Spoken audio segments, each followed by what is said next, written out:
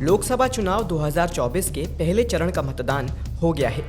आज देश के 21 राज्यों और केंद्र शासित प्रदेशों की 102 सीटों पर मतदाताओं ने अपने वोट डाली। पहले चरण की जिन सीटों पर मतदान हुए उनमें तमिलनाडु की सभी 39 सीटें, उत्तराखंड की 5, अरुणाचल प्रदेश की 2, मेघालय की 2, अंडमान निकोबार की 1, मिजोरम की 1, पौंडीचेरी की 1, सिक्किम की 1 और लक्षद्वीप की 1 सीट शामिल है। इसके अलावा राजस्थान की 12, उत्तर प्रदेश की 8, मध्य प्रदेश की 6, असम और महाराष्ट्र की 5-5, बिहार की 4, पश्चिम बंगाल की 3, मणिपुर की 3, जम्मू कश्मीर, छत्तीसगढ़ और त्रिपुरा की 1-1 सीट शामिल है।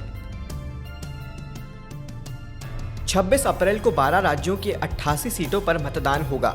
इन राज्यों में असम, बिहार, छत्तीसगढ़, जम्मू कश्मीर, कर्नाटक, केरल, मध्य प्रदेश, महाराष्ट्र, राजस्थान, त्रिपुरा, उत्तर प्रदेश, पश्चिम बंगाल के 88 सीटों पर मतदान होंगे। झारखंड बोर्ड 10वीं का रिजल्ट जारी हो गया है। इस परीक्षा में कुल 90% छात्र पास हुए हैं। इसमें लड़कियों ने लड़कों को पीछे छोड़ दिया है। कक्षा 10वीं की परीक्षा में इस साल कुल 91% लड़कियां पास हुई हैं, जबकि 89.70% लड़के पास हुए हैं। भारत में धान की खेती बड़े पैमाने पर की जाती है। पूरे देश में 36.95 मिलियन हेक्टेयर में धान की खेती होती है। देश में प्रमुख धान उत्पादक राज्यों में पश्चिम बंगाल, उत्तर प्रदेश, आंध्र प्रदेश, तेलंगाना, हरियाणा, पंजाब, बिहार, छत्तीसगढ़, उड़ीसा, झारखंड और तमिलनाडु है। कई बार धान फसल की कटाई के बाद किसानों को अगली फसल बोने के लिए लंबा इंतजार करना पड़ता है। ऐसे में किसान धान के साथ उसी खेत में मछली पालन करके दुगना मुनाफा कमा सकते हैं।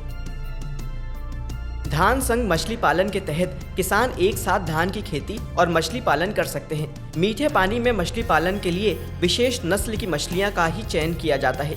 इनमें प्रमुख रूप से कतला, रोहू, मृगल आदि देसी मछलियां प्रमुख हैं।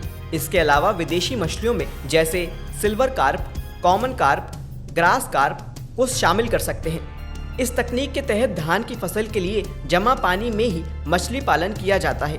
धान के खेत में जहां मछलियों को चारा मिलता है, वही मछलियों द्वारा निकलने वाले वेस्ट पदार्थ धान की फसल के लिए जैविक खाद का काम करते हैं।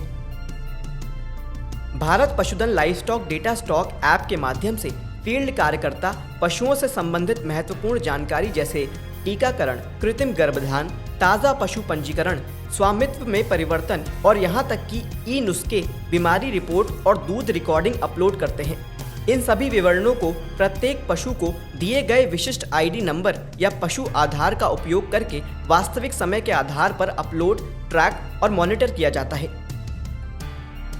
गेहूं की कटाई के बाद खेत खाली हो जाएंगे। ऐसे में किसान इस खाली खेत में जायद मूंग की खेती करके इससे काफी अच्छा मुनाफा कमा सकते हैं। मूंग एक ऐसी दलहनी फसल है जिसके बाजार भाव भी ठीक ठाक मिल जाते हैं। इसकी खेती से किसान को इसके विक्रय से लाभ तो होता ही है, साथ ही मिट्टी की सेहत में भी सुधार होता है। मूंग की पंत मूंग 1 किस्म की खेती खरीफ व जायद में की जा सकती है।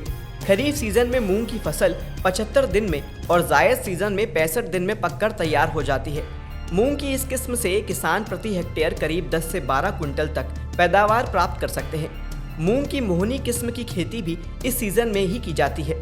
मूंग की यह किस्म करीब 70 से 75 दिन में पककर तैयार हो जाती है। इस किस्म से किसान प्रति हेक्टेयर 10 से 12 कुंटल तक पैदावार प्राप्त कर सकते हैं। खास बात यह है कि इस किस्म में पीला मोज़ैक रोग नहीं लगता है, जिससे मूंग की फसल को सबसे अधिक नुकसान होता है। गेहूं के किसान इन दिनों चूहों से परेशान हैं। इनसे निपटने के लिए उल्लू मददगार बन सकते हैं। उल्लुओं को खेत तक लाने के लिए खेत में बांस या सूखी टहनी लगा देनी चाहिए। उस पर पॉलीथीन लगा देनी चाहिए। ऐसा करने से रात में इस पर उल्लू बैठेंगे और चूहों का शिकार करेंगे। साथ ही साथ रात को जब हवा चलेगी तो इन पॉलीथीन की पन्नियों से फर की तेज आवाज निकलेगी, जिससे चूहे खेत से बाहर चले जाएंगे।